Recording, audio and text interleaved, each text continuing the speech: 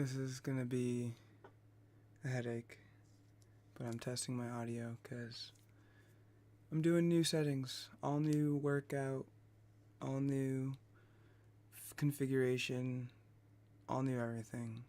There's gonna be a new intro, there's gonna be a new, just new. New's nice sometimes, if it's done right. So, we're gonna play with these audio settings and hopefully get it fixed.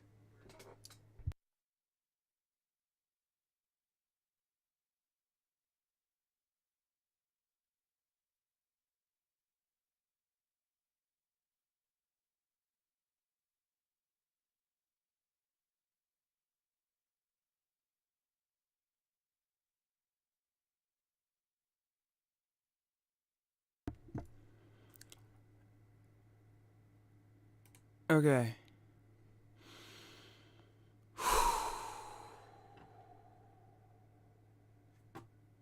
Wow.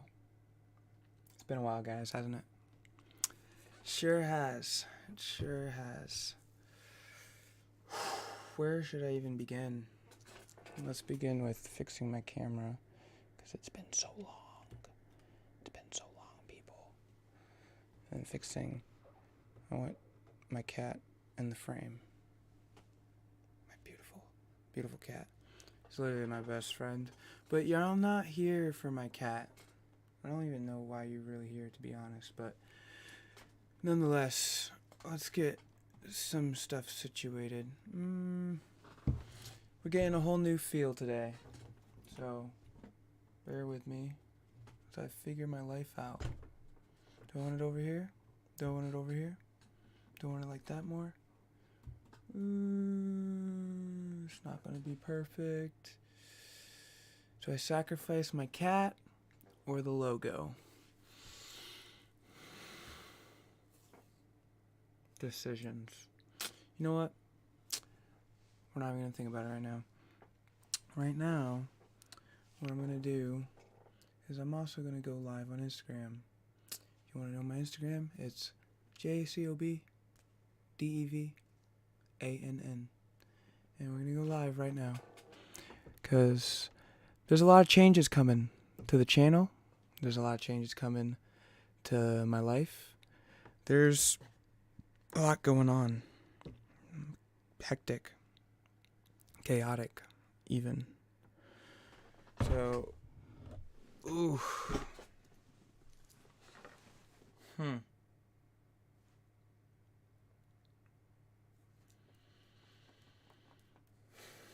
What do I want with my life? That is a good question. I do want to move my mic out of the way so it's not too loud. And I want to make sure that y'all can still hear me sitting a decent away from the mic. I know I have to talk into the mic,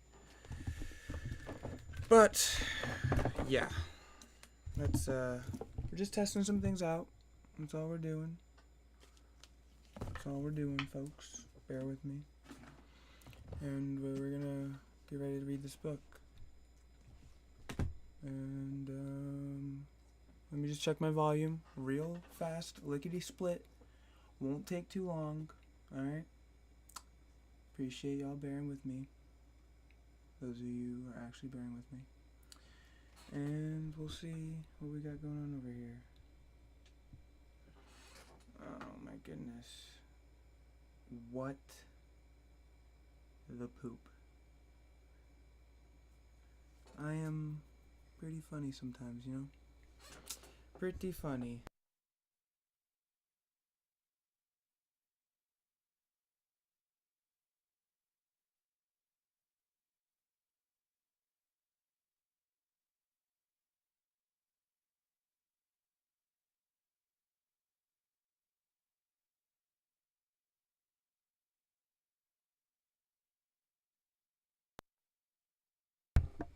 Okay, I guess the audio is not too terrible, and we can go ahead and start the shish kebab.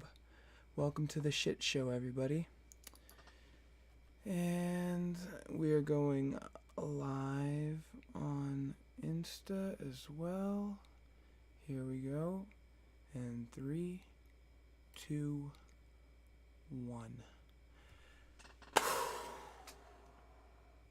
I just feel like pressure and like the entire world just like crushing me under this weight of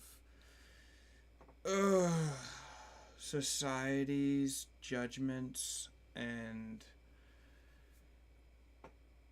family and friends and people I care about and love, but they don't care about me or love me. And there's a whole lot, and it's just constant, non-stop. There's a lot going on in my life right now, and it's pretty hectic. There's like a million miles. It's like a million things at once. It's moving a million miles per minute, and I'm all over the place, guys. Alright? So, before I get into this whole video, we're going to be talking about this book right here, How Not to Die. Fantastic book. Alright? And we're also live on my channel. A lot of new changes coming. Positive things. Big things in the works. We got a new channel name. I'm going to be now known, instead of Sifu_purple_wolf, we are now The One Who Cares, because that's who I am. And that's the direction I'm moving into my life. So, again, got new channel art, new logo. You can see it up here. I know those of my Instagram can't see it, so I'll show you real quick. That's the new logo. Pretty fancy, not gonna lie. Shout out to my boy CJ for making that logo for me. I greatly appreciate you. But I'm not gonna really talk too much about the new changes coming. I'll save that for another video this weekend. I really want to get into this book, How Not to Die. It's by Michael Grieger, and he is MD, and he's the founder of nutritionfacts.org. Phenomenal book here. Alright? I was just drawn to it. I was in Gloucester, Massachusetts, and I found a cute little bookstore. The second I saw it, I was like, you know what? This looks cool. So we're going to read the back a little bit. I've been looking to a lot of pretty smart people who are into the whole longevity and health and fitness and wellness world. And another couple good names to look at is David Sinclair, PhD from Harvard, and Walter Longo. Sorry if I'm butchering his name, but Walter Longo, he is the director of the Longevity Institute at the University of Southern California. And those two are like the biggest names in longevity and health and fitness. So if you're interested in learning, then this book's for you. And I highly suggest, if you're more of a reader, buy the book yourself. I got it for like $10. You know, I'm sure you can find it online for that. It's a pretty lengthy book. It's like including 500-ish pages. So yeah, let's jump right into it, starting on the back. Alright, Praise for How Not to Die. Sounds like an interesting title. Definitely captivated my attention. Alright, here we go. The news that a plant-based diet is the healthiest way to eat is spreading. Dr. Michael Grieger presents the groundbreaking science on how simple plant-based food choices help us live healthier and happier lives. Dr. Grieger describes which foods to eat to prevent the leading causes of disease-related death, and shows us how a diet based on fruits, vegetables, tubers, whole grains, and legumes might even save your life. Also, pretense for anyone who's new and has never heard me read. I am dyslexic as fuck, and I will be repronouncing many words. And the whole reason why I'm doing this, I believe that these videos will be taken down in the future, especially once my channel blows up, because copyright, blah blah blah, all the dumb rules that you could possibly imagine. But I'm really doing this for public speaking, to improve my own ability to communicate with others on a public level, and obviously for the information and to share it with you guys as well. So, as we read through this book, I will be annotating and learning along with you guys. So, bear with me. I know this will be here forever on my Instagram and my YouTube as long as they don't take it down. So, if you want, you can always come back and skip through it, and especially if you can't bear with the whole stuttering and my lack of skill as of right now. But nonetheless, let's proceed with the juicy stuff. A new way of looking at nutrition and health. Michael Greger shows people how to save their own lives. Finally, and these are all quotes, by the way.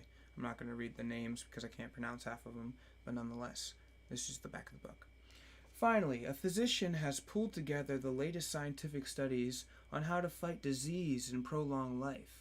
How Not to Die shows how the right nutrition prevents disease and transforms our genes so we can live healthier, longer, empowering, groundbreaking, transformative work. End of quote. Alright, the next quote. Michael Greger, MD, scours the world's scholarly literature on nutrition for the most interesting, groundbreaking, and practical new research. His work at nutritionfacts.org. It's cool that it's a .org site. And in How Not to Die features the latest science on nutrition and health to show how, and in How Not to Die features the latest science. Oh, completely reread. See, already dyslexic, showing you that a little bit. So let's continue. The latest science on nutrition and health to show how to treat and prevent disease. And the last quote at the back of the book says, "Stop whatever you are doing and buy this book." So you should probably stop listening to me right now, and you should go out and buy this book and read it for yourself. Not only does Dr. Michael Greger drop a metric fuck ton, holy shit, excuse my French, of evidence that a plant-based diet will save your damn life, he lays out the blueprint to make it happen. Dr. Greger shows us how regular folks can eat well and not get taken down by some totally preventable bullshit. Already my type of book. If it's swearing, you have me intrigued. Alright, so we're going to jump. I wonder when this book came out, because it's like science, edge cutting, whatever, but we'll find the date, obviously, as we read along. So let's just jump right into it, shall we? Alright, let's read. I like reading the little keynotes, you know? I don't know, that's just me. You know, it's there for a reason, right? You'd think, right? Alright, so up here it says $29.99, so might be more expensive online. The bookstore I found it at only $10. So yeah. From the physician behind the widely popular website nutritionfacts.org.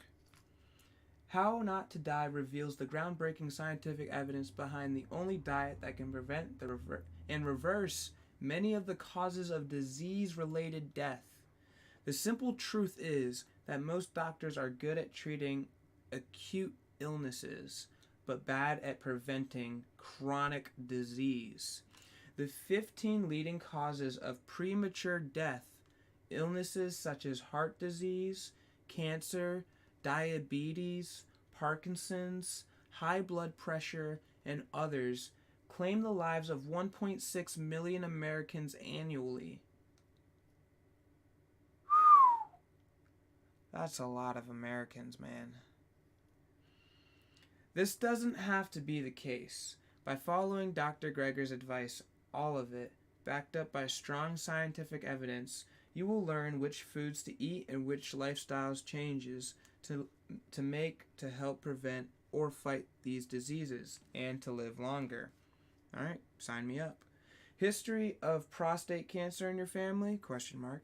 Put down that glass of milk and add flaxseed to your diet whenever you can. Have a high blood pressure?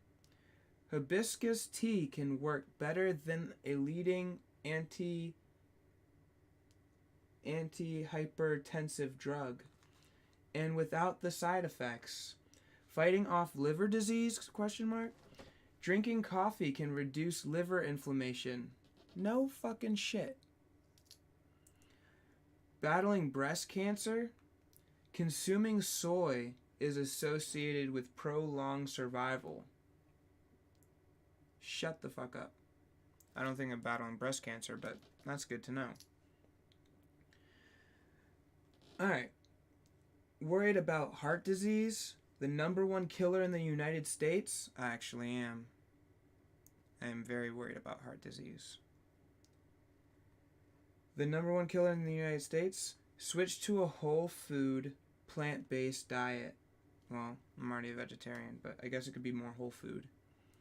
Which has been repeatedly shown not just to prevent the disease, but often to stop it in its tracks. In addition to showing what to eat to help treat the top 15 causes of death, How Not to Die includes Dr. Greger's Daily Dozen, a checklist of the foods and activities we should try to incorporate into our daily routines, full of practical, actionable advice and surpassing cutting-edge nutritional science. These doctors' orders are just what we need to live longer, healthier lives. Sorry if I'm not checking this chat out as often as I should. If he had a dub, you are him. Alright, I'll try and check out the chat every page, okay? So we got a couple people that joined. Cool. And then looking like you looking like your Uncle Aaron. I appreciate that, man. Alright, anyone chatting up on YouTube? I highly doubt it. No one chatting on YouTube like I thought. Alright, jumping right back into the book. Here we go. Every page, I'll check the chat. Bear with me, guys. Alright, we got the forward here. Boom, boom. Alright, it says, here we go. Now we're getting serious. We strive to make the best of our lives by maintaining our physical health and mental happiness, as food is the fuel for our survival. How healthily we survive and how well we recover from illness may also depend on what we eat. Michael Greger's How Not to Die suggests different preventative and curative measures for tackling ailments we are all vulnerable to. For our lives to be meaningful, we need a compassionate heart with healthy body, mind, and a healthy mind. We need a compassionate heart with healthy body, mind, and a healthy mind. Alright, that kind of sounded redundant. I'm still reading, though. I hope that this book may help those who are susceptible to illness that can be prevented with proper nutrition.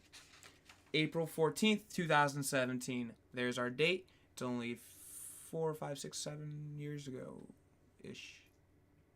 7 years ago-ish. Alright, jumping right into it. How Not to Die. Discover the foods scientifically proven to prevent and reverse disease. Alright, Michael, you have my attention. Keep it, and you will keep me going. Alright, and this is all I'm skipping pages. It's all just the preface. This is like copyright bullshit. This book contains opinions and ideas of its author. It is intended to provide helpful general information on the subjects that it addresses. It is not in any way suitable for the advice of the reader's own physicians or other medical professionals based on the reader's... Yeah, because guess what, guys? I know this is like me talking and not reading, and you really want me to read, but listen to this. There are some people with autoimmune disorders that they have to eat meat. So although this book is suggesting a plant-based diet, if you're one of those special cases, some people, I know, doesn't that sound crazy?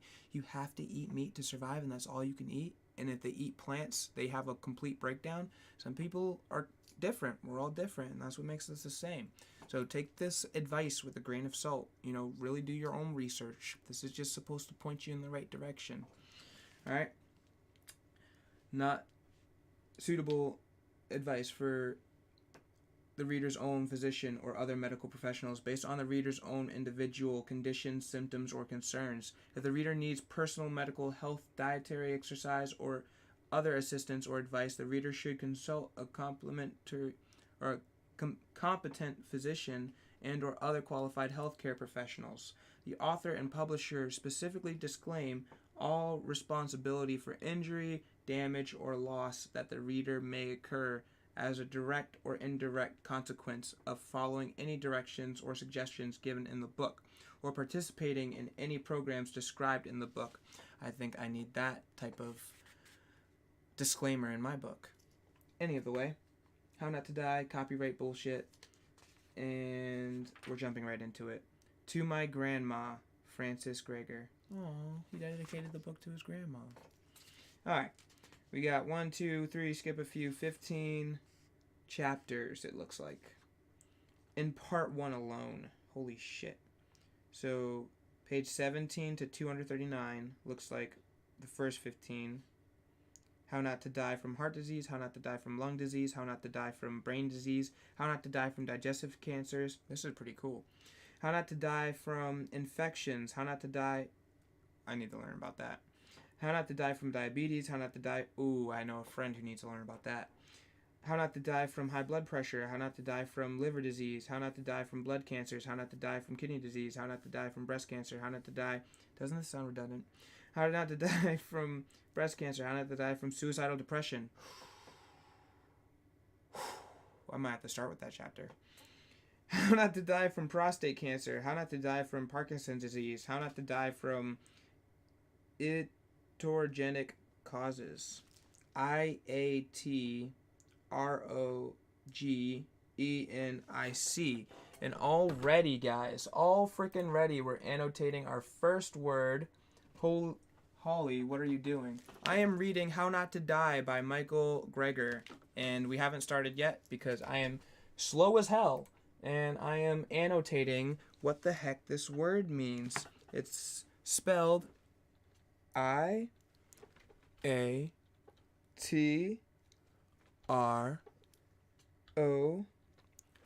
GENIC.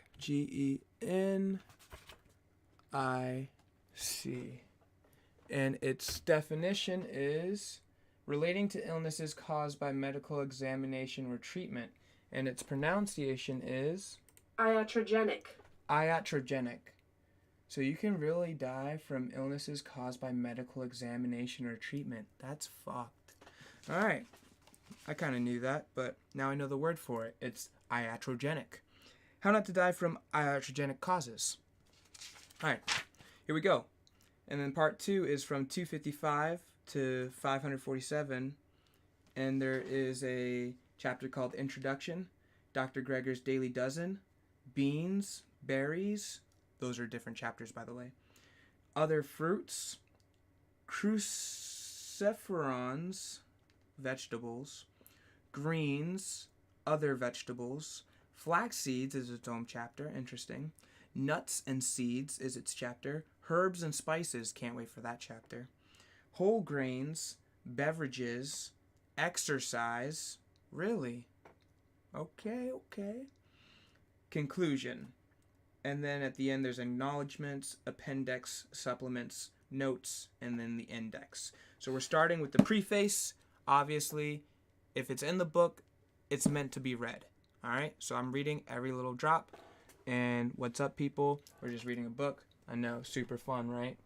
And let's jump back over to that cool picture. Actually, let me make sure we're all set to go and no one's talking in my chat. I said every page I'll check the chat, so that's what I'm gonna do. And no one's talking in my chat. So here we go. Jumping right back into it. Preface. It all started with my grandmother. Such a sweetheart. I'm already hooked into this book. I know. We're in. Gotta get all cozy and stuff. My cat's there. He's listening. Everything's good right now. Let's go. Alright. No more talking. It all started with my grandmother. I was only a kid when the doctors sent her home in a wheelchair to die. Okay, this book started off a lot more gleam and depressing than I thought it was going to do. That was the first sentence. Alright. Diagnosed with end-stage heart disease. She had already had so many bypass operations that the surgeons essentially ran out of plumbing. The scarring from each open heart surgery had made the next more difficult until they finally ran out of options. Confined to a wheelchair with crushing chest pain, her doctors told her there was nothing else they could do. Wow. Her life was over at age 65. I think what sparks many kids to want to become doctors when they grow up is watching a beloved relative become ill or even die. But for me, it was watching my grandmom get better. Wow. Soon after she was discharged from the hospital to spend her last day at home, a segment aired on 60 Minutes about Nathan Pritkin, Pritkin, an early lifestyle medicine pioneer who had been gaining a reputation for reversing terminal heart disease. He had just opened a new center in California, and my grandmother, in desperation, somehow made the cross-country trek to become one of its first patients. This was a live-in program where everyone was placed on a plant-based diet and then started on a graded exercise regimen. They wheeled my grandmother in and she walked out. I'll never forget that. She was even featured in Pritkin's biography, Pritkin, the Man Who Healed America's Heart. That sounds so sweet. My grandmom was described as one of the death's doors people, end quote, death's door people. Francis Greger from North Miami, Florida, arrived in Santa Barbara at one of Pritkin's early seasons in a wheelchair. Miss Greger had heart disease, angina, and claudication. I already can tell I'm going to have such hard time pronouncing all these big words. Her condition was so bad she could no longer walk. Next page. Walk without great pain in her chest and legs. Within 3 weeks, though, she was not only out of her wheelchair, but she was walking 10 miles a day. Holy moly's cannoli. Holy moly cannolis. Anyone chatting it up in the chat box? No one's chatting it up. Y'all better be listening then. Alright, when I was a kid, this is still the preface, by the way. When I was a kid, that was all that mattered. I got to play with grandmom again, but over the years, I grew to understand the significance of what had happened.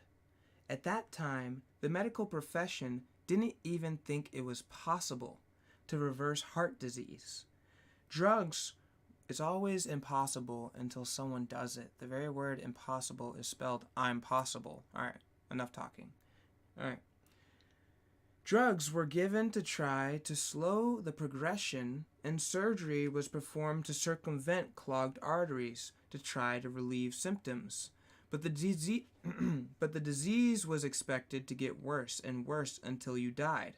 Now, however, we know that as soon as we stop eating an artery-clogging diet, our bodies can start healing themselves. Doesn't that make sense? You smoke and you get cancer. Maybe stop smoking and the cancer will go away. I don't know. Maybe? All right. Sorry. Stop talking, Jacob. Here we go. Start reading. Where was I? All right. I'll just restart a little bit. At that time, completely lost my... All right. Artery clogging diet. Here we go. Our bodies can start healing themselves, in many cases opening up arteries without drugs or surgery. My grandmom was given her medical death sentence at age 65.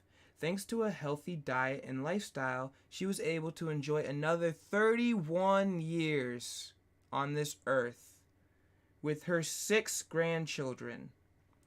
The woman who was once told by doctors she only had weeks to live didn't die until she was 96 years old. Good for her. Her near miraculous recovery not only inspired one of those grandkids to pursue a career in medicine, but granted her enough healthy years to see him graduate from medical school. That's so beautiful. By the time I became a doctor, giants like Dean Ornish, MD, president and founder of the nonprofit... Oh, gotta close my door. Someone's coming home.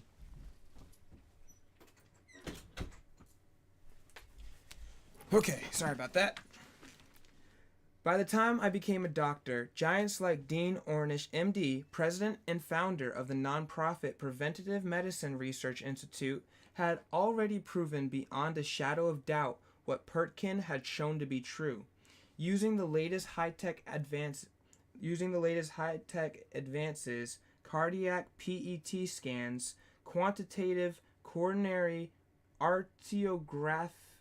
arteriography, and radionuclide ventriculography. Bro, fuck me. What the fuck? Alright, I'll spell all the words I just said. PET scans, quantitative, CORONARY,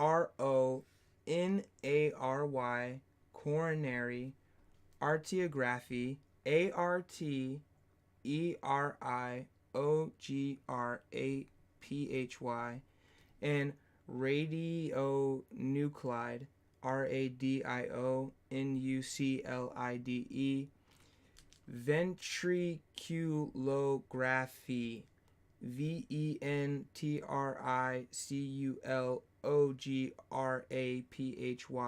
Sounds like some new high-tech advances. Jesus Christ. Dr. Ornish and his colleagues showed that the lowest tech approach, diet and lifestyle, can undeniably reverse heart disease, our leading killer. Dr. Ornish and his colleagues' studies were published in some of the most prestigious medical journals in the world, yet medical practice hardly changed. Why? Why were doctors still prescribing drugs and using roto-rotary type procedures? Did you know more prescribed drugs? People die more from prescribed drugs than all the other street drugs in the world combined? Let's figure out if it's in this book too. Why were doctors still prescribing drugs and using roto-rotary type procedures? 1 second, guys.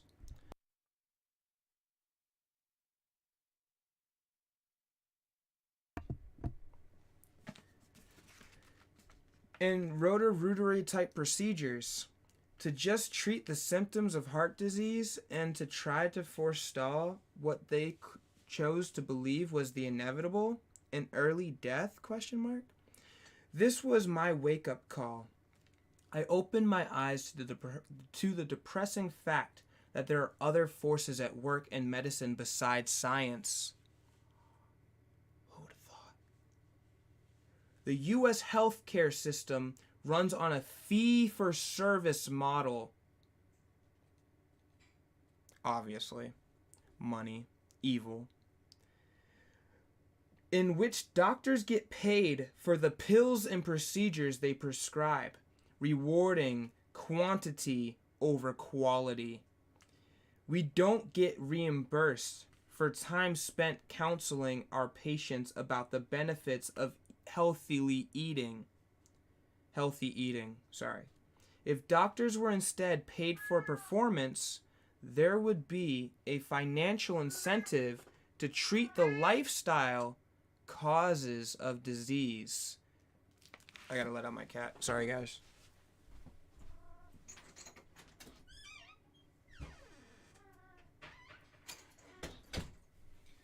And that was the end of the page, so let me just double check, see if anyone's commenting. No one's commenting, and we're going to jump right back into it. Here we go! Until the model of reimbursement changes, I don't expect great change in medical care or medical education. That's fucked. That means we got to take it into our own hands to fix the system. Only a quarter of medical schools appear to offer a single dedicated course on nutrition. a single course. Can you imagine? Only a quarter of medical schools appear to offer a single dedicated course on nutrition. During my first interview for medical school at Cornell University, I remember the interviewer empathetically stating, "Nutrition is superfluous to human health." I know I'm pronouncing that wrong, but it's superfluous. And he was a pediatrician. I knew I was in for a long road ahead. Come to think of it, I think the only medical professional who ever asked me about a family member's diet was a veterinarian? Really? Veterinarian. I'm saying that right. Veterinarian? Whatever. Those pet doctors, right? A vet. I was honored to be accepted by 19 medical schools. I chose Tufts because, they're not too far from me. I chose Tufts because they boasted the most nutrition training, 21 hours worth, although this was still less than 1% of the curriculum. During my medical training, I was offered countless steak dinners and fancy perks by big pharma representatives. But not once did I get a call from Big Broccoli. There is a reason you hear about the latest drugs on television. Huge corporate budgets drive their promotion. The same reason you'll probably never see a commercial for sweet potatoes is the same reason breakthroughs on the power of foods to affect your health and longevity may never make it to the public. There's little profit motive. In medical school, even with our paltry 21 hours of nutrition training, there was no mention of using diet to treat chronic disease, let alone reverse it. I was only aware of this body of work because of my family's personal story. The question that haunted me during training was this: if the cure to our number one killer could get lost down the rabbit hole, what else might be buried in the medical literature? I made it my life's mission to find out. Me too. Most of my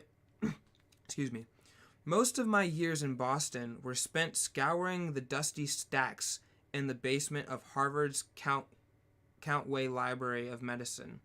I started practicing medicine, but no matter how many patients I saw in the clinic every day, even when I was able to change the lives of an entire families at a time, I knew it was just a drop in the bucket. So I went on the road. With the help of American Medical Student Association, my goal is to speak at every medical school in the country every 2 years to influence an entire generation of new doctors. I didn't want another doctor to graduate without this tool, the power of food. Hippocrates, what the Hippocrates Oath is based off of. Physicians always take the Hippocrates Oath.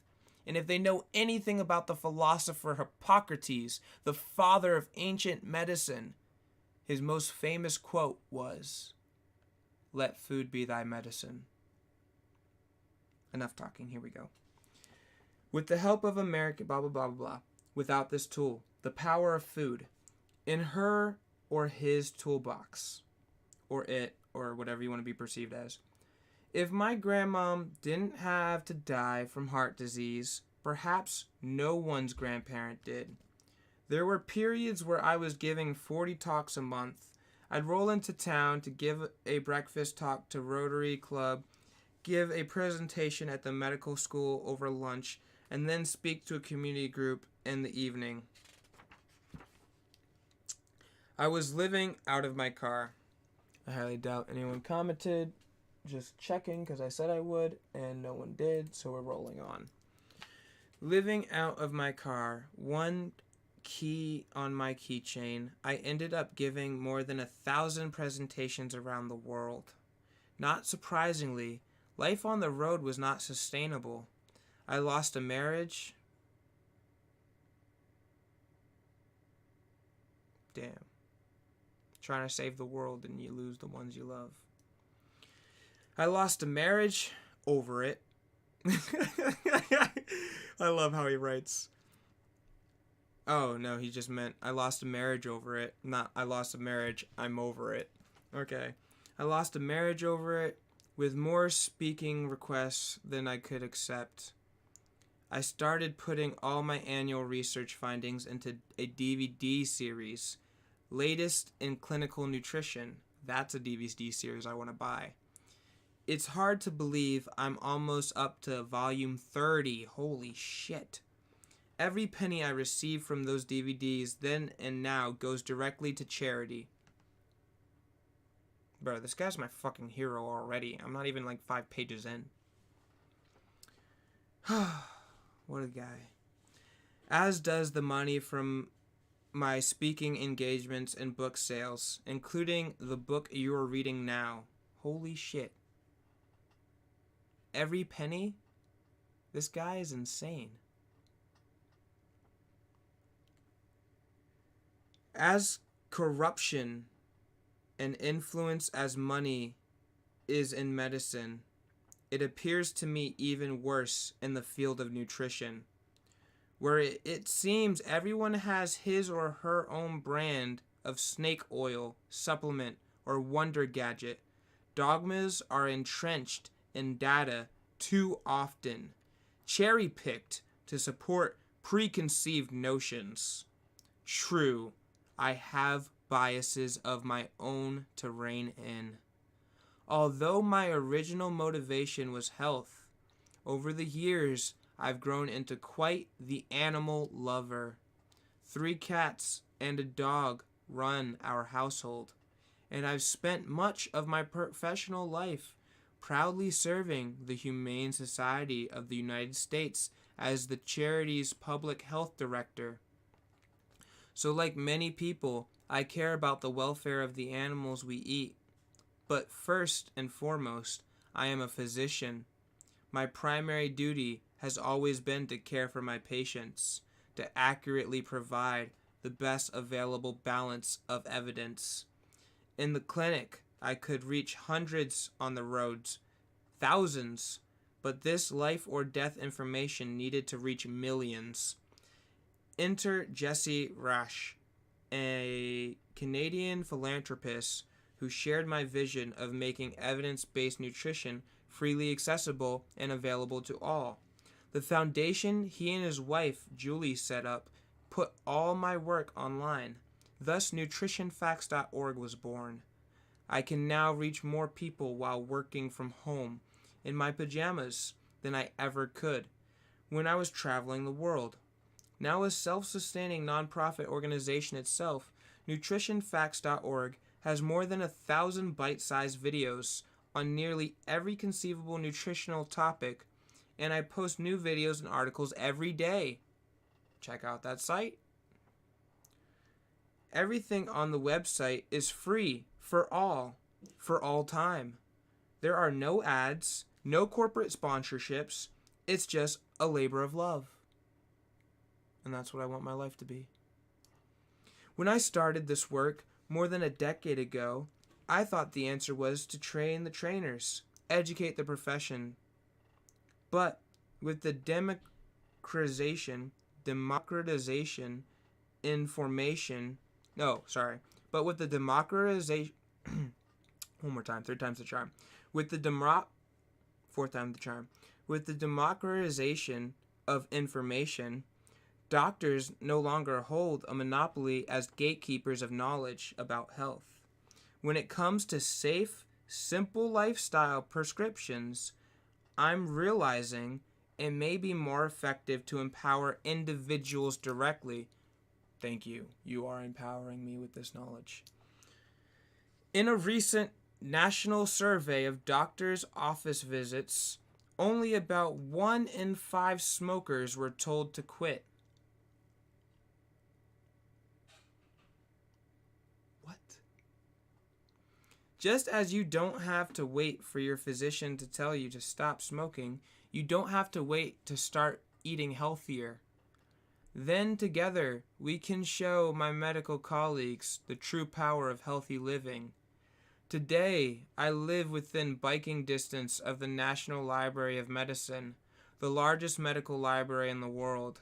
Last year alone, there were more than 24,000 papers published in the medical literature on nutrition, and I now have a team of researchers, a wonderful staff, and an army of volunteers who help me dig through the mountains of new information. This book is not just another platform through which I can share my findings, but a long-awaited opportunity to share practical advice about how to put this life-changing, life-saving science into practice in our daily lives. I think my grandmom would be proud, and damn straight you're right, she would be. Introduction. Preventing, arresting, and reversing are leading killers. There may be no such thing as dying from old age.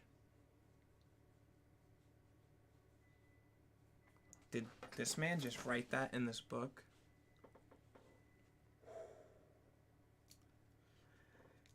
That's pretty intense. Not gonna lie, guys. That's a pretty bold statement. Did you change your name? Yes, I did change my name. I changed my name to the one who cares because I care. Alright, that's who I am. And that's what I want to be for the rest of my life. Someone who cares. Alright, here we go. Introduction. Also, we're making this whole channel. It's all reworking. I'm reworking the whole thing, but we're not going to get into this video. We're just going to read a book for this video. I'll do a new video this weekend. Introduction. There may be no such thing as dying from old age. From a study of more than 42,000 consecutive autopsies, centarians, I love centarians, look into them. That's CENTENARIANS. Centarians, those who live past 100, were found to have succumbed to diseases in 100% of the cases examined, though most were perceived, even by their physicians, to have been healthy just prior to death. Not one died of old age. Until recently, advanced age had been considered to be a disease itself. But people don't die as a consequence of maturing. They die from disease, most commonly heart attacks. Most deaths in the United States are preventable, and they are related to what we eat. Our diet is the number one cause of premature death, and the number one cause of disability. Surely diet must also be the number one thing taught in medical school, right? Sadly, it's not. According to the most recent national survey, only a quarter of medical schools offer a single course in nutrition, down from 37% 30 years ago. While most of the public evidently consider doctors to be very credible sources of nutritional information, 6 out of 7 graduating doctors surveyed felt physicians were inadequately trained to counsel patients about their diets. One study found that people off the street sometimes know more about basic nutrition than their doctors, concluding physicians should be more knowledgeable about nutrition than their parents, but these results suggest that this is not necessarily true. To remedy this situation, a bill was introduced in the California state legislation to mandate physicians get at least 12 hours of nutrition training any time over the next 4 years.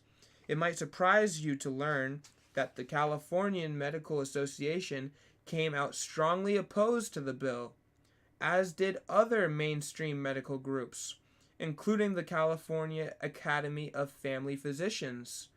The bill was amended from a mandatory minimum of 12 hours over 4 years down to 7 hours You can't do 12 hours of training over fucking 4 years? God damn. Any of the way. These are fucking doctors, by the way, guys. So they reduced it to a minimum of 7 hours, and then doctored, one might say, down to 0. The California Medical Board does have one subject requirement: 12 hours on pain management and end-of-life care for the terminally ill. This disparity between prevention and mere mitigation of suffering could be a metaphor for modern medicine. Excuse me. A doctor a day may keep the apples away. Oh, that's hilarious. Back in 1903, Thomas Edison predicted that the doctor of the future will give no medicine, but will instruct his patient in the care of the human frame, in diet, in this cause and prevention of diseases. Sadly, all it takes is a few minutes watching pharmaceutical ads on the television imploring viewers to ask your doctor about this or that drug. What? Uno momento.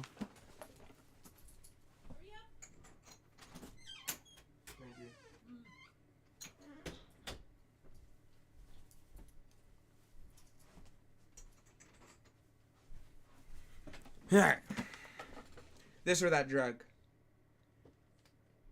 To know that Edison's prediction hasn't come true, a study of thousands of patients visit found that the average length of time primary care doctors spend talking about nutrition is about 10 seconds. But hey, this is the 21st century! Exclamation mark! Can't we eat whatever we want and simply take meds when we begin having health problems? Question mark. For too many patients and even my physician colleagues, this seems to be the prevailing mindset.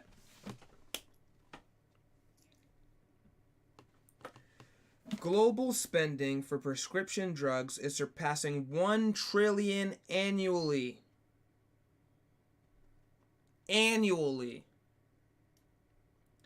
With the United States accounting for about 1/3 of this market. Why do we spend so much on pills? Many people assume that our manner of death is pre-programmed into our genes. High blood pressure by 55, heart attacks by 60, maybe cancer at 70, and so on. But for most, our leading causes of death, the science shows that our genes often account for only 10 to 20% of the risk, at most. For instance, as you'll see in this book, the rates of killers like heart disease and major cancers differ up to about 100-fold among various populations around the globe. But when people move from low to high-risk countries, their disease rates almost always change to those of the new environment, new diet, new diseases. So while a 60-year-old American man living in San Francisco has about a 5% chance of having a heart attack within 5 years, should he move to Japan and start eating and living like the Japanese, his 5-year risk would drop only to 1%. Japanese Americans in their 40s can have the same heart attack risk as Japanese in their 60s. Switching to an American lifestyle in effect aged their hearts a full 20 years. Wow. America, man. We're number 1 in heart disease. The Mayo Clinic estimates that nearly 70% of Americans take at least one prescription drug. Yet, despite the fact that more people in this country are on medication than aren't, not to mention the steady influx of every newer and more expensive drug on the market, we aren't living much longer than others in terms of life expectancy. The United States is down around 27 or 28 out of the 34 top free market democracies. People in Slovenia live longer than we do, and the extra years we are living aren't necessarily healthy or vibrant. But in 2011, a disturbing analysis of mortality and morbidity was published in the journal, for that spelling, it's Morbidity, was published in the Journal of Gerontology, Gerontology. Are Americans living longer now compared to about a generation ago? Yes, technically, but are those extra years necessarily healthy ones? No. And it's worse than that. We're actually living fewer healthy years now than we once did. Here's what I mean. A 20-year-old in 1998 could expect to live about 58 more years, while a 20-year-old in 2006 could look forward to 59 more years. However, the 20-year-old from the 1990s might live 10 of those years with chronic disease, whereas now it's more like 13 years with heart disease, cancer, diabetes, or a stroke. So it feels like one step forward, 3 steps back. The researchers also noted that we were living 2 fewer functional years. That is, for 2 years, we are no longer able to perform basic life activities, such as walking a quarter of a mile, standing or sitting for 2 hours without having to lie down, or standing without special equipment. In other words, we are living longer, but we are living sicker. With these rising diseases rates, our children may even die sooner. A special report published in the New England Journal of Medicine entitled A Potential Decline in Life Expectancy in the United States in the 21st Century concluded that the steady rise in life expectancy observed in the modern era may be soon come to an end, and the youth of today may on average live less healthy and possibly even shorter lives than their parents. In public health schools, students learn that there are 3 levels of preventive medicine. The first is primary prevention. As in trying to prevent people at risk for health disease from suffering their first heart attack. An example of this level of preventative medicine would be your doctor prescribing you a strain drug for high cholesterol. Secondary prevention takes place when you already have the disease and are trying to prevent it from becoming worse, like having a second heart attack. To do this, your doctor may add an aspirin or other drugs to your regimen. At the third level, the preventative medicine, the focus is on helping people manage long-term health problems. So your doctor, for example, might prescribe a cardiac rehabilitation program that aims to prevent further physical deterioration and pain.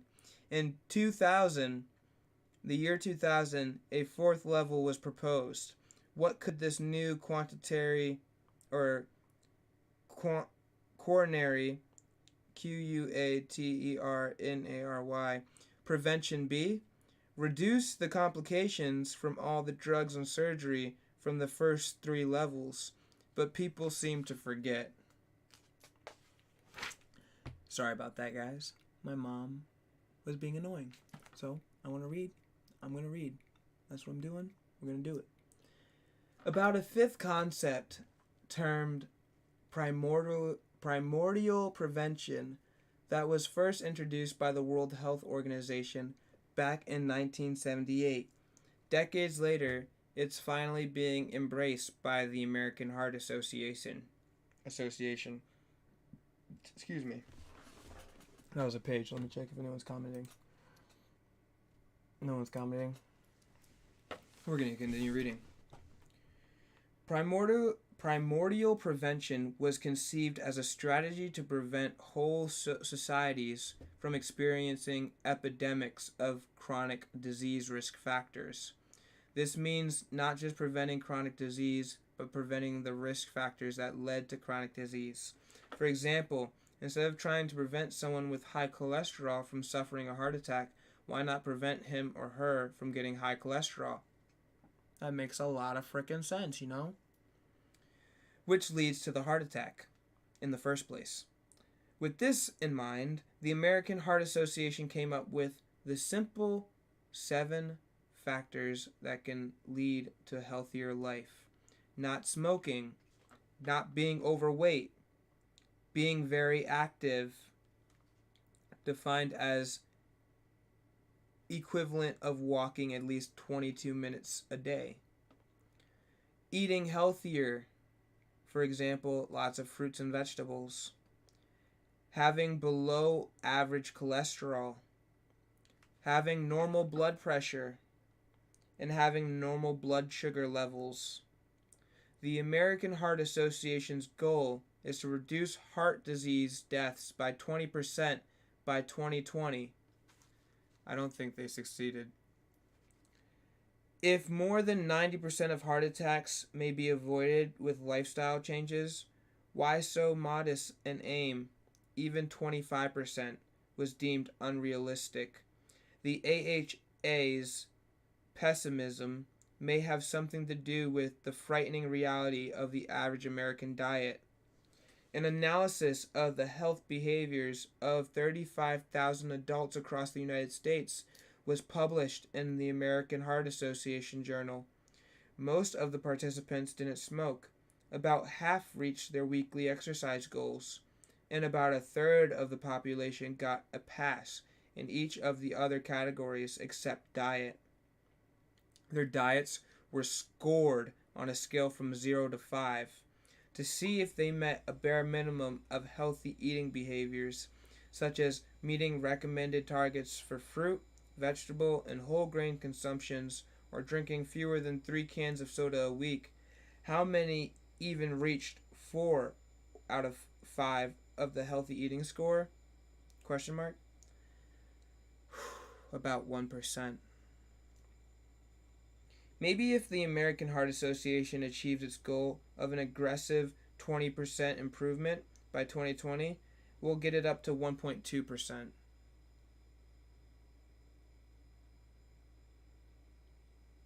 That's tragic. No, that's disgusting. Medical anthropologists have identified several major errors of human disease, and that's errors as spelled ERAS, not errors, eras.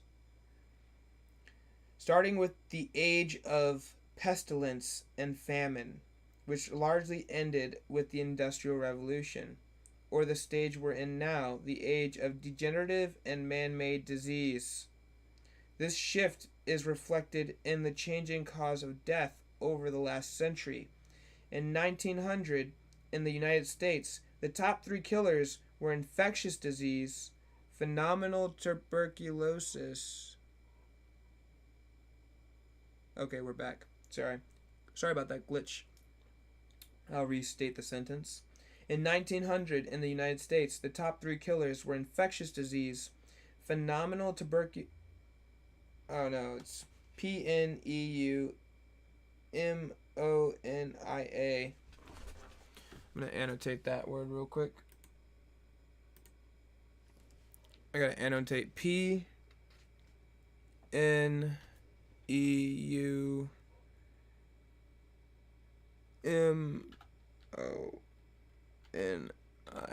and that is pronounced pronounced.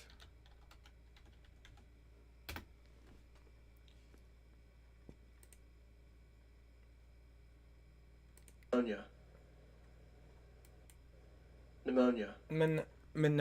Pneumonia? What? Pneumonia. Pneumonia. It sounds... Pneumonia. Pneumonia. Okay. I knew it was pneumonia. It just... I forgot about that, so...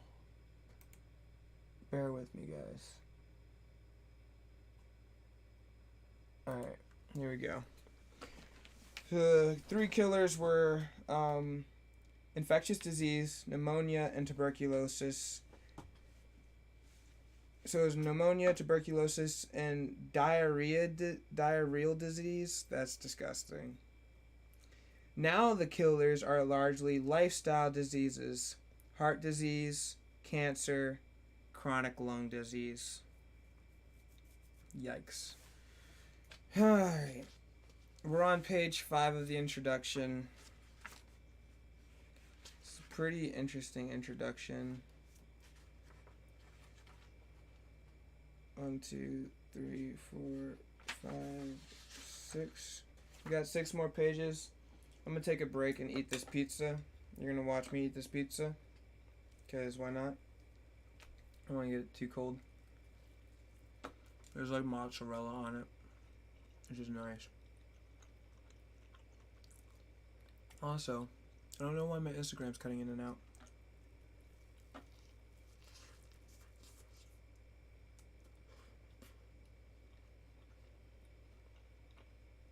I totally failed to eat that. Now I need a napkin. I don't want to get my book dirty.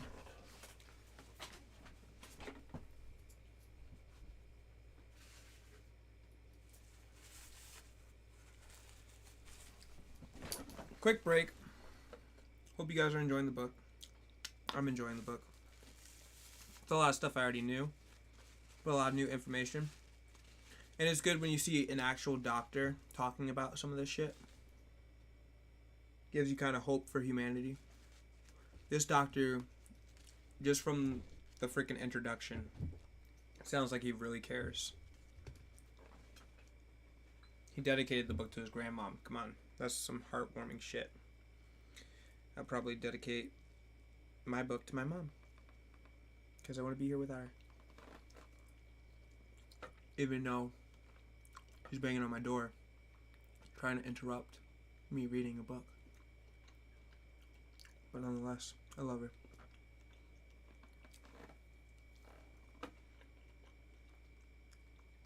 She made me this pizza. Also, if you're watching this on my Instagram, try watching it on my YouTube next time. I'll post a link once the video is done, because it's been glitching for some reason, and I don't know why.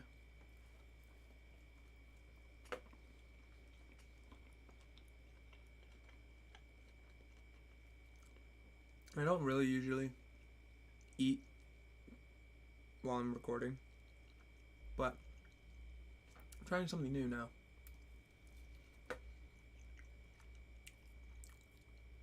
I want to add some reality to these book readings, make it a little bit more interesting, you know? So we'll see. We'll see what happens.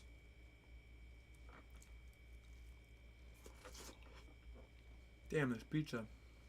Really good, but really soggy. Like super soggy. Still pretty good though.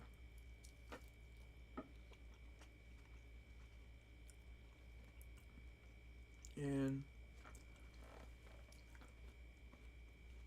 delicious.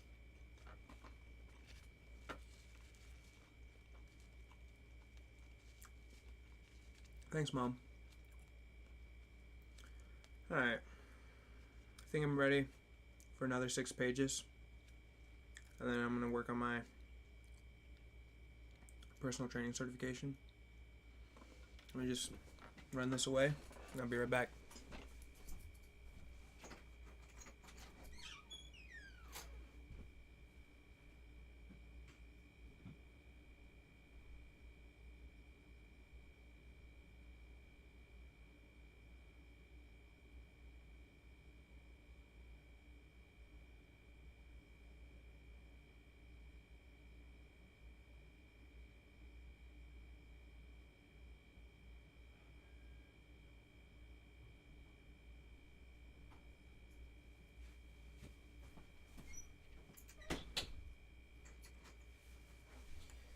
Alright, Bobskis.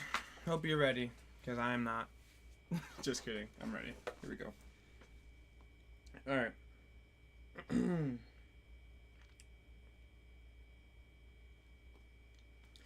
Is this simply... I'm actually not ready. 1 second. Alright. Here we go. Is this simply because antibiotics have enabled us to live long enough to suffer from degenerative diseases? No. The emergence of these epidemics of chronic disease was accompanied by dramatic shifts in dietary patterns. This is best exemplified by what's been happening to disease rates among people in the developing world over the last few decades. Excuse me. As they've rapidly westernized their diets, in 1990, around the world, most years of healthy life were lost to undernutrition, aka malnutrition, aka starvation, such as diarrheal diseases in malnourished children. But now the greatest disease burden is attributed to high blood pressure, a disease of overnutrition. That's also a thing too. The pandemic of the chronic disease has been ascribed in part of the near universal shift toward a diet dominated by animal-sourced and processed foods. In other words, more meat, dairy, eggs, oils, sodas, sugar, and refined grains. China is perhaps the best studied example. There, a transition away from the country's traditional plant-based diet was accompanied by a sharp rise in diet-related chronic diseases, such as obesity, diabetes, cardiovascular diseases, and cancer. Damn. Why do we suspect these changes in diet and diseases are related? After all, rapidly industrializing societies undergo multitudes of changes. How are scientists able to parse out the effects of specific foods, to isolate the effects of different dietary components? Researchers can follow the diets and disease of large groups of defined individuals over time. Take meat, for example. To see what effect an increase in meat consumption might have on disease rates, researchers studied lapsed vegetarians. People who once ate vegetarian diets but then started to eat meat at least once a week experienced a 146% increase in odds of heart disease. Holy fucking shit. A 152% increase in stroke. A 166%. Like, how are you getting higher than 100%, my guy? Like, goddamn. A 166% increase in diabetes and a 231% increase in odds for weight gain. Sheesh. During the 12 years after the transition from vegetarian to omnivore, meat eating was associated with a 3.6-year decrease in life expectancy. Even vegetarians can suffer high rates of chronic disease, though if they eat a lot of processed foods, take India for example, this country's rates of diabetes, heart disease, obesity, and strokes have increased far faster than might have been expected given its relatively small increase in per capita meat consumption. This has been blamed on the decreasing whole plant food content of their diet, including a shift from brown rice to white rice, and the substitution of other refined carbohydrates, packaged snacks, and fast food products for India's traditional staples of lentils, fruits, vegetables, whole grains, nuts, and seeds.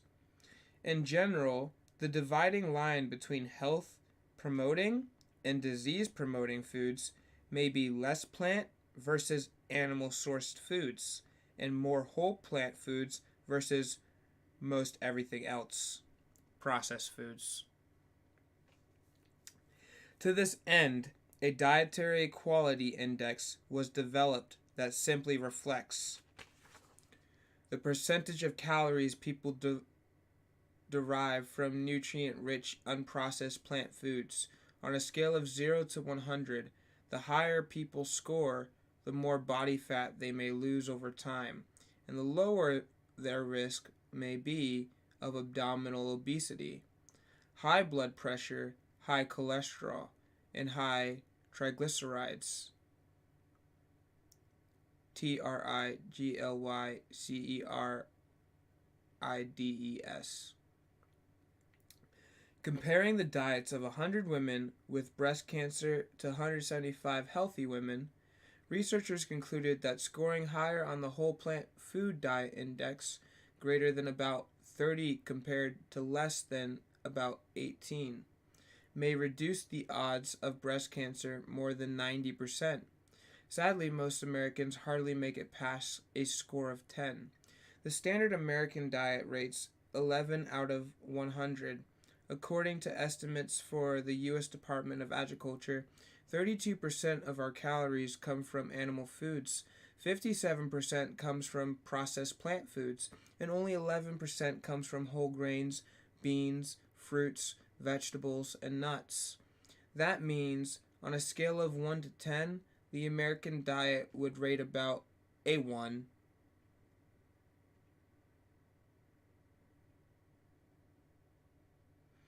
We eat almost as if future doesn't matter.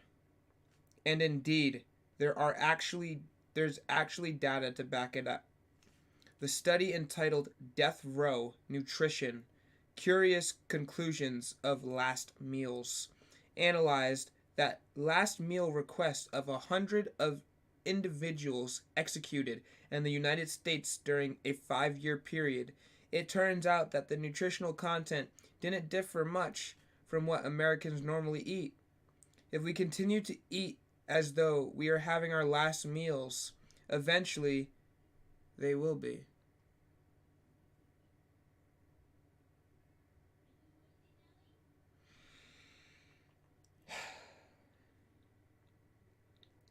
What percentage of Americans hit all the American Heart Association's Simple 7 recommendations of 1,933 men and women surveyed? Most met 2 or 3, but hardly any managed to meet all 7 simple health components. In fact, just a single individual could boast hitting all 7 recommendations. One person out of nearly 2,000, as a recent past president of the American Heart Association responded.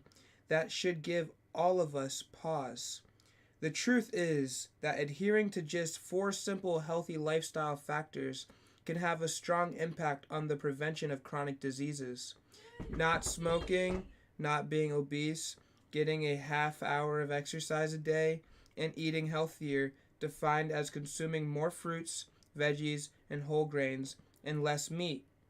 Those 4 factors alone were found to account for 78% of chronic disease risk. If you start from scratch and manage to tick off all 4, you may be able to wipe out about more than 90% of your risk of developing diabetes, more than 80% of your risk of having a heart attack, cut off by half of your risk of having a stroke, and reduce your overall cancer risk by more than 1/3. For some cancers, like our number 2 cancer killer, colon cancer, up to 71% of cases appear to be preventable through a similar portfolio of simple diet and lifestyle changes. Maybe it's time we stop blaming genetics and focus on the more than 70% that is directly under your control. We have the power. Does all this healthy living translate into longer life as well? The Centers of Disease Control and Prevention, CDC, followed approximately 8,000 Americans aged 20 years or older for about 6 years. they found that 3 cardinal lifestyle behaviors exerted an enormous impact on mortality. People can substantially reduce their risk for early death by not smoking, consuming a healthier diet, engaging in sufficient physical activity, and the CDC's definition were pretty laid back. By not smoking, the CDC just meant not currently smoking. A healthy diet, quote unquote, was defined merely as being in the top 40% in terms of complying with the wimpy federal dietary guidelines, and physically active meant averaging about 21 minutes or more a day of at least moderate exercise. People who managed at least one of the 3 had a 40% lower risk of dying within that 60-year period. Those who'd hit 2 of the 3 cut their chances of dying by more than half. And those who scored all 3 behaviors reduced their chances of dying by that time by 82%. Of course, people sometimes fib about how well they eat. How accurate can these findings really be if they're based on people's self-reporting? A similar study on health behaviors and survival didn't just take people's own word for how healthy they were eating. The researchers measured how much vitamin C participants had in their bloodstream. The level of vitamin C in their blood was considered a good biomarker of plant food intake, and hence was used as a proxy for a healthy diet. The conclusion held up. The drop in mortality risk among those with healthier habits was equivalent to being 14 years younger. It's like turning back the clock 14 years. Not with a drug or a DeLorean, DeLorean. I'm going to have to annotate that later. But just by eating and living healthier.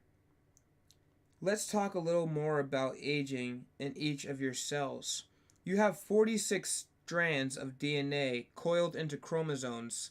At the tip of each chromosome, there is a tiny cap called a telomere, which keeps your DNA from unraveling and fraying. Think of it as the plastic tips on the end of your shoelaces. Every time your cells divide, however, a bit excuse me. Every time your cells divide, however, a bit of that cap is lost. And when your telomere, I hope I'm pronouncing that right, Telomere, when your telomere is completely gone, your cells can die. Though this is an oversimplification, telomeres have been thought of as your life fuse, F-U-S-E. They can start shortening as soon as you are born, and when they are gone, you are gone.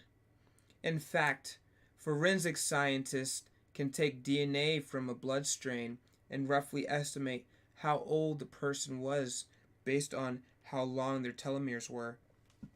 Wow. Sounds like fodder for a great scene in CSI. But is there anything you can do to slow the rate at which your fuse burn? The thought is that if you can slow down the ticking cellular clock, you may be able to slow down the aging process and live longer. So what would you have to do if you wanted to prevent this telomere cap from burning away? Well, smoking cigarettes is associated with triple the rate of telomere loss. So the first step is simple. Stop smoking. But the food you eat every day may also have an impact on how fast you lose your telomeres. The consumption of fruits, vegetables, and other antioxidant-rich foods has been associated with longer protective telomeres. In contrast, the consumption of refined grains, soda, meat, including fish, and dairy has been linked to shortened telomeres.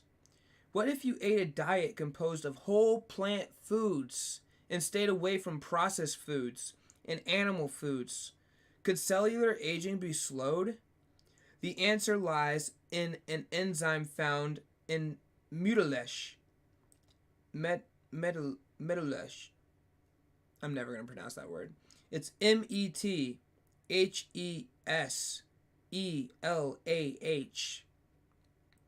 That's the name given to a brittle scone pine tree growing in the White Mountains of California. I didn't even know California had mountains called the White Mountains. New Hampshire does too. Now I have to go to California next year. That's sick as fuck. Which at the time happened to be the oldest recorded living being and is now nearly its 4,800th birthday. So it knows something about longevity. It was already hundreds of years old before construction of the pyramids.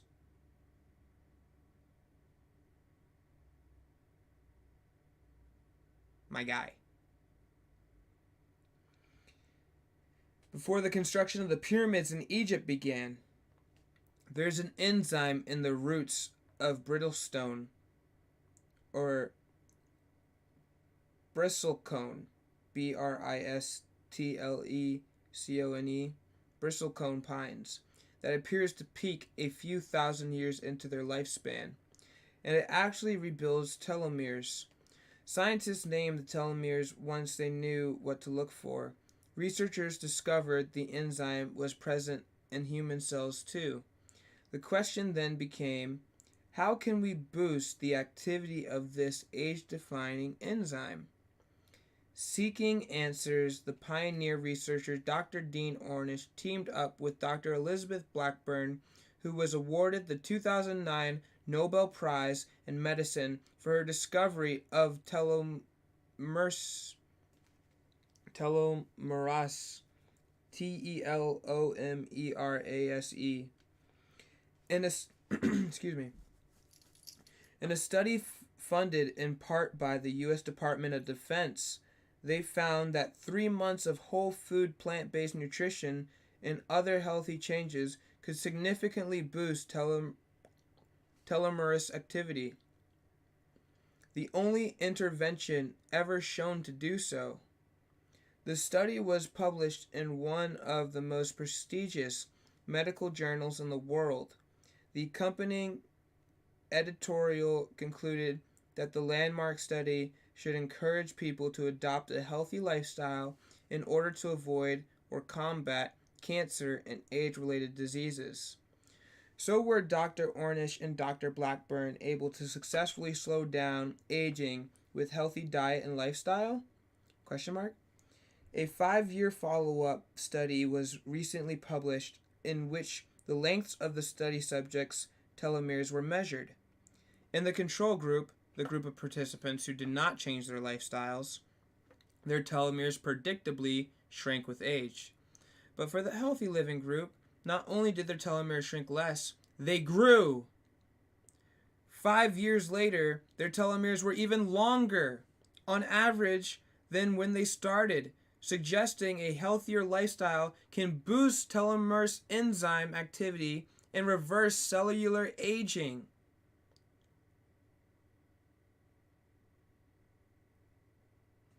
Subsequent researchers has shown that the telomere lengthening wasn't just because the healthy living group was exercising more or losing weight. Weight loss through calorie restriction and even more vigorous exercise program failed to improve What? Let me reread that.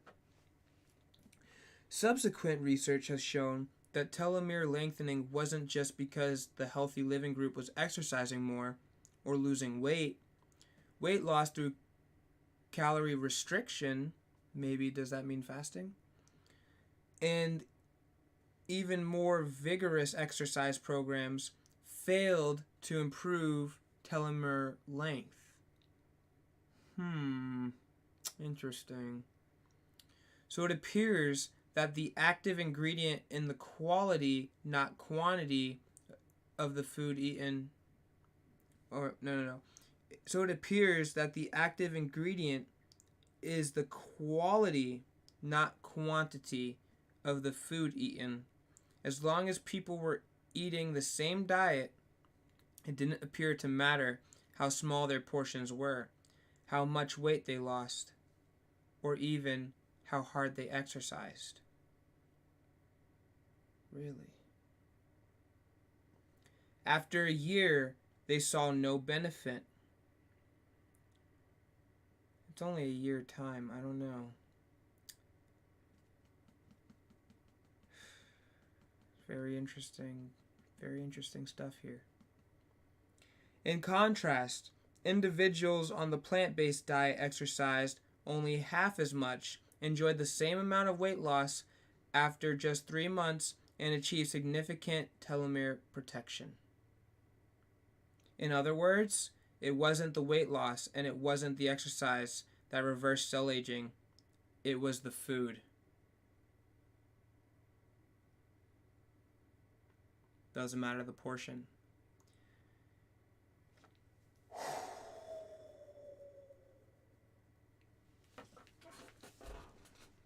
No red meat.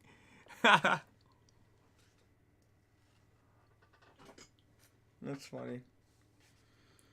Some people have expressed concern that boosting telomerase activity could theoretically increase cancer risks, since tumors have been known to hijack the telomerase enzyme and use it to ensure their own immortality. But as well see in Chapter 13, Dr. Ornish and his colleagues have used the same diet and lifestyle changes to halt and apparently reverse the progression of cancer in certain circumstances. We will also see how the same diet can reverse heart disease too. May help prevent, treat, or reverse every single one of our 15 leading causes of death in this book. I'll go through this list with a chapter on each. Let me read that one more time. Dr. Ornish and his colleagues have used the same diet and lifestyle changes to halt and apparently reverse the progression of cancer in certain circumstances. We will also see how the same diet can reverse heart disease too.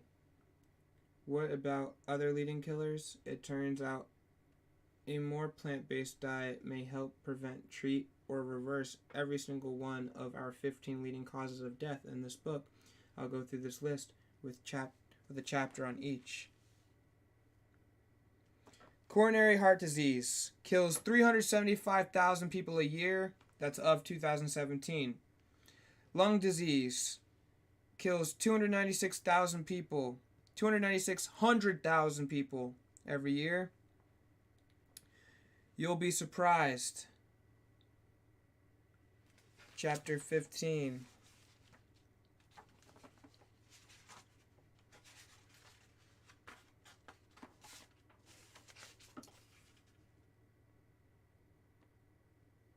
Erythogenic causes, meaning doctor-prescribed medicines, kills 225,000 people every fucking year. Fuck the doctors who don't know what they're fucking doing. Brain disease kills stroke and Alzheimer's. Kills 214,000 people every fucking year. Every fucking year, my guy. Digestive cancers kill 106,000 people every year.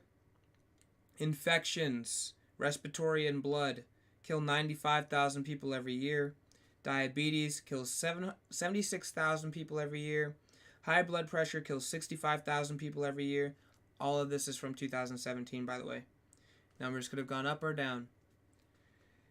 Liver disease kills 60,000 people a year. Blood cancer, leukemia, lymphoma, and myeloma, I'm butchering all those pronunciations, kills 56,000 people a year. Kidney disease kills 47,000 people a year. Breast cancer kills 41. Suicide kills 41,000 people a year. Prostate cancer kills 28,000 people a year. And Parkinson's disease kills 25,000 a year. Suicide based on depression is what those numbers are going off of.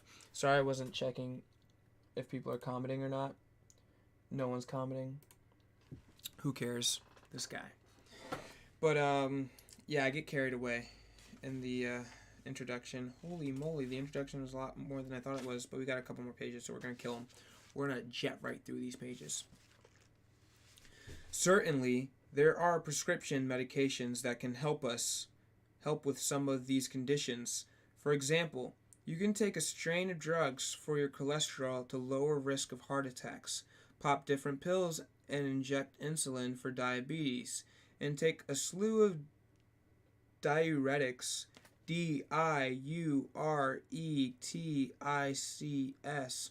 and other blood pressure medications for hypertension.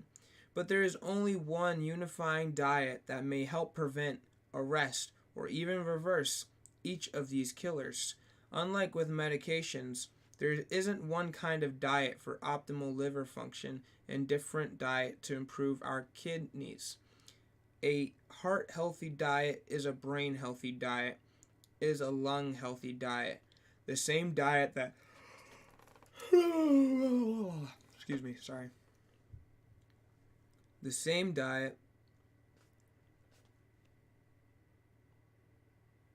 that helps prevent cancer just so happens to be the same diet that may help prevent type 2 diabetes and every other cause of death on the top 15 list. Unlike drugs, which only target specific functions, can have dangerous side effects, and may only treat symptoms of disease, a healthy diet can benefit all organ systems at once, has good side effects, and may treat the underlying causes of illness. That one unifying diet found to best prevent and treat many of these chronic diseases is a whole food, plant-based diet, defined as eating pattern that encourages the consumption of unrefined plants, foods, and discourages meats, dairy products, eggs, and processed foods. He's talking about a vegan diet. I'm gonna miss my cheese, man. I really am. So, whole food, plant-based diet. In this book, I don't advocate for a vegetarian diet or a vegan diet. Ooh. Interesting. I advocate for an evidence-based diet. And the best available balance of science suggests that the more whole foods we eat, the better, both to reap their nutritional benefits and to displace less healthful options.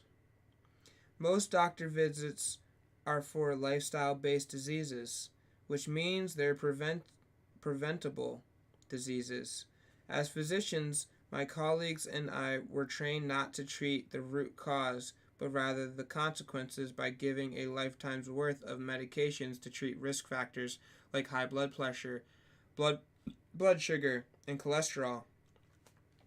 This approach has been compared to mopping up the floor around an overflowing sink instead of simply turning off the faucet. Drug companies are more than happy to sell you a new roll of paper towels every day for the rest of your life while the water continues to gush. As Dr. Walter Wilter, the chair of nutrition at Harvard University School of Public Health, put it, I'm going to write that down.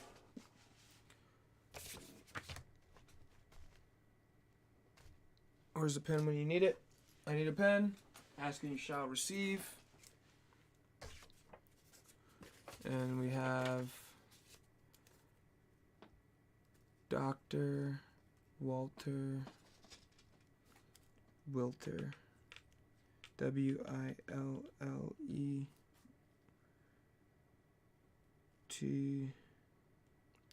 Willett, not Wilter, sorry. As Dr. Walter Willett, the chair of nutrition at Harvard University School of Public Health, put it, the inherent problem is that most pharmacological strategies do not address the underlying causes of ill health in Western countries, which are not drug deficiencies. Treating the cause is not only safer and cheaper, but it can work better.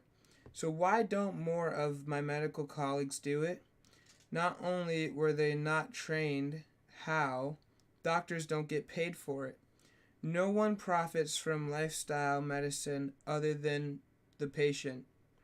So it's not a major part of medical training or practice. That's just how the current systems work. The medical system is set up to financially reward prescribing pills and procedures, not produce. After Dr. Ornish proved the heart disease could be reversed without drugs or surgery, he thought that his studies would have a meaningful effect on the practices of mainstream medicine. After all, he effectively found a cure for our number one killer. But he was mistaken. Not about his critically important findings regarding diet and disease reversal, but about how much influence the business of medicine has on the practice of medicine. In his words, Dr. Ornish realized reimbursement is much more powerful determinant of medical practice than research. Though there are vested interests such as the processed food and pharmaceutical industries, which fight hard to maintain the status quo, there is one corporate sector that actually benefits from keeping people healthy, namely the insurance industry. That makes sense. Kaiser Permanente, the largest managed care organization in the country, published Kaiser, Kaiser, Permanente, Permanente, the largest managed care organization in the country, published a nutritional update for physicians in their official medical journal, informing their nearly 15,000 physicians that healthy eating may be best achieved with a plant-based diet, which we defined as a regimen that encourages whole plant-based foods and discourages meats, dairy products, and eggs, as well as refined and processed foods. Too often, physicians ignore the potential benefits of good nutrition and quickly prescribe medications instead of giving patients a chance to correct their disease through healthy eating and active living. Physicians should consider recommending a plant-based diet to all their patients, especially those with high blood pressure, diabetes, cardiovascular disease, or obesity. Physicians should give their patients a chance to first correct their disease themselves with plant-based nutrition. The major downside Kaiser Permanente's nutritional update describes is... I have to make a side note to myself.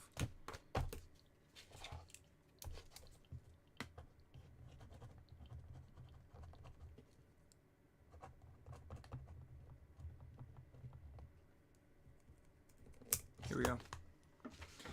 Is that diet may work a little too well if people begin eating plant-based diets while still taking medications.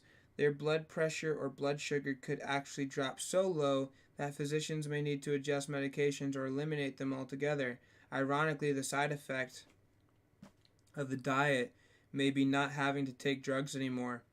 The article ends with a familiar refrain: further research is needed in this case, though further research is needed to find ways to make plant-based diets the new normal. We are a long way from Thomas Edison's 1903 prediction, but it is my hope that this book can help you understand that most of our leading causes of death and disability are more preventable than inevitable. The primary reason diseases tend to run in families may be that diets tend to run in families.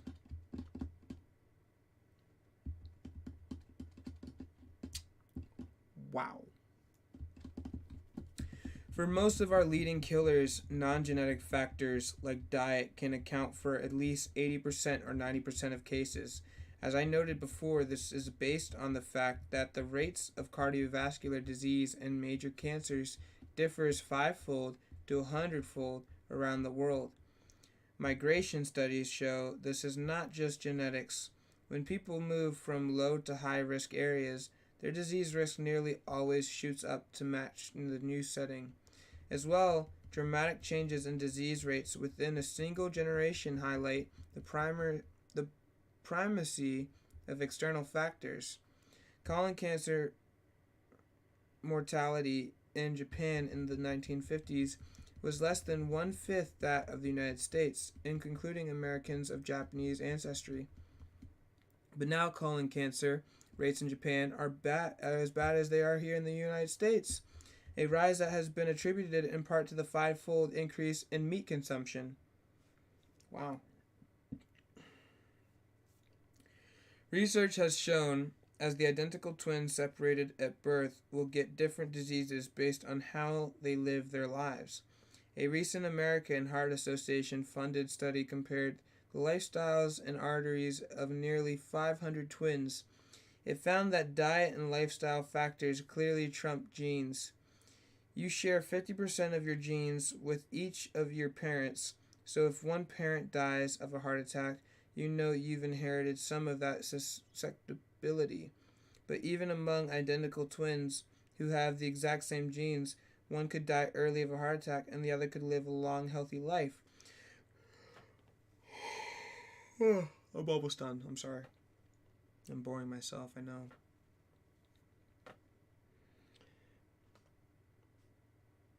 Heart attack and the other could live a long, healthy life with clean arteries depending on what she ate and how she lived.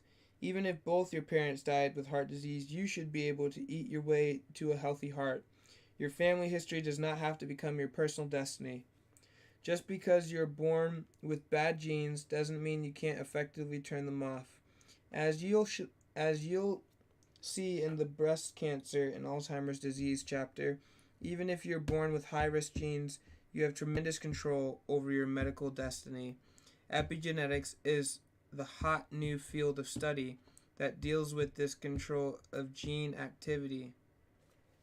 Skin cells look and function a lot differently from bone cells.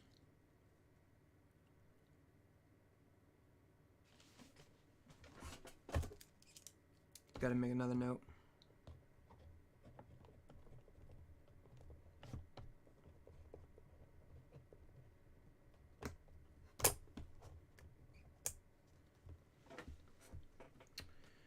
But each of our cells has the same complement of DNA. What makes them act differently is that they each have different genes turned on or off. That's the power of epigenetics. Same DNA but different results. Let me give you an example of how striking this effect can be. Consider the humble honeybee. Queen bees and worker bees are genetically identical, yet queen bees lay up to 2,000 eggs a day, while worker bees are functionally sterile. Queens live up to 3 years, workers may live only 3 weeks. The difference between the two is diet. When the hive queen is dying, a larva is picked by nurse bees to be fed a secreted substance called royal jelly. When the larva eats this jelly, the enzyme that had been silencing the expression of royal genes is turned off, and a new queen is born. The enzyme that had been silencing the expression of royal genes is turned off, and a new queen is born. The queen has the exact same genes as any of the workers, but because of what she ate, different genes are expressed.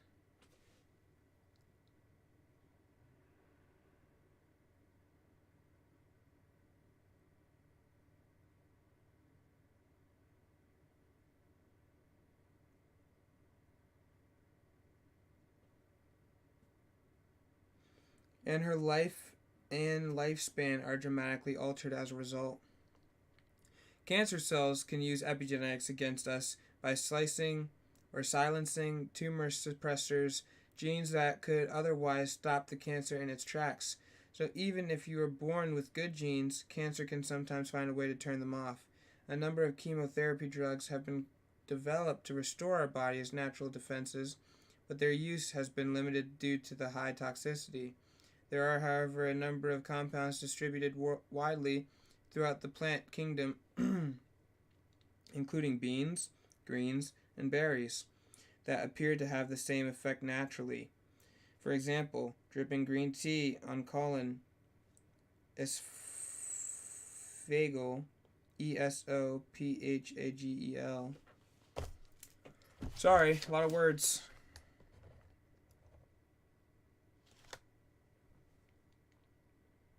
ESOPHAGEAL.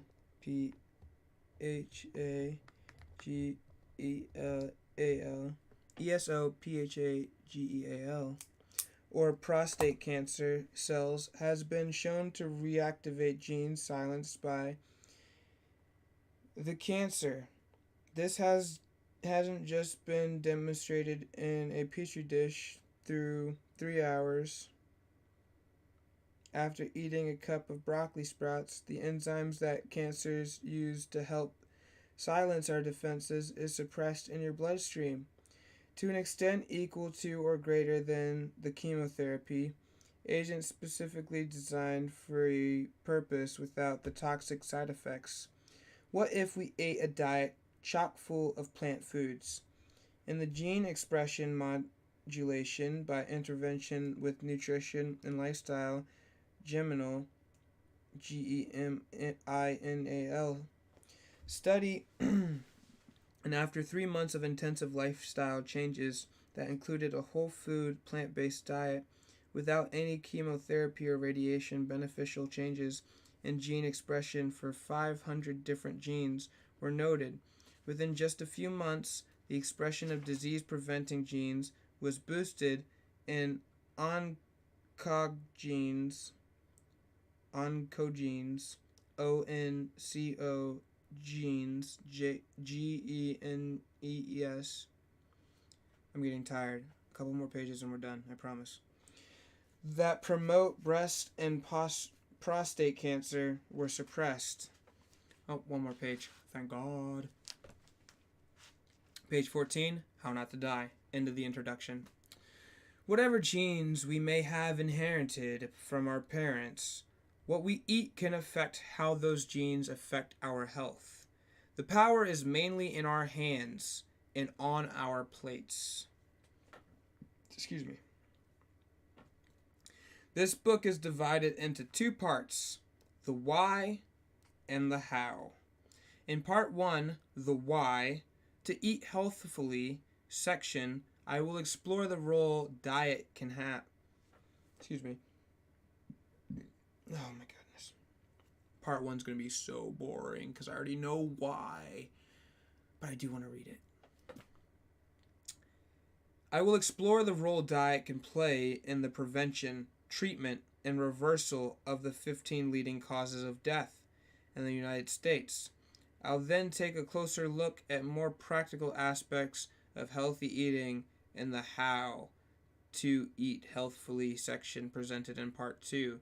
For example, we'll see in part 1 why beans and greens are among the healthiest foods on earth. Then in part 2, we'll take a look at how best to eat them.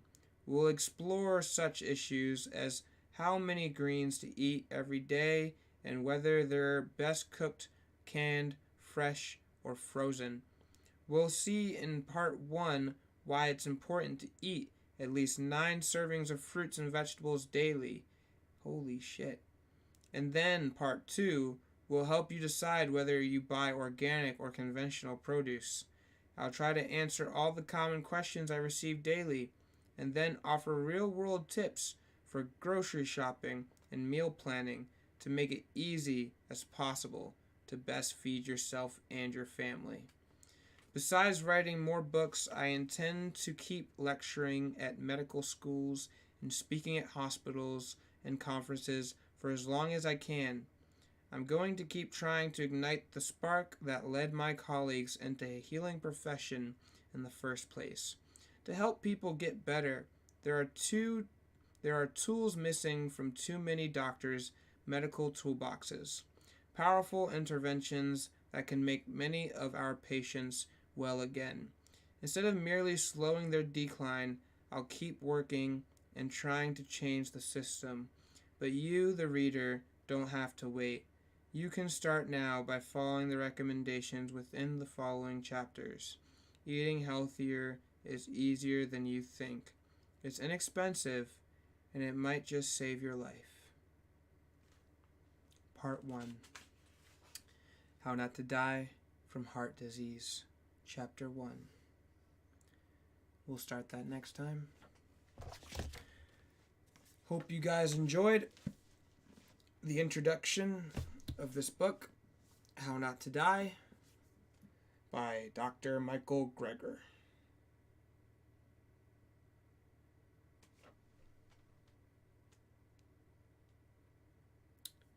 Definitely brought a tear to my eye. Very powerful stuff. Best $10 I ever bought in my life. Ever spent in my life. Pick this book up, guys. Great book. I am going to be heading out. Gonna get some sleep and enjoy the rest of my night. I got some work to do. Till next time, maybe it'll be tomorrow, maybe not. Hopefully soon, because I really want to get back to reading this. Chapter 1. We just started, baby. Have a good night, guys. Peace. One day, I'll be one day. One day, I'll be hungry. Sitting up around the sunset.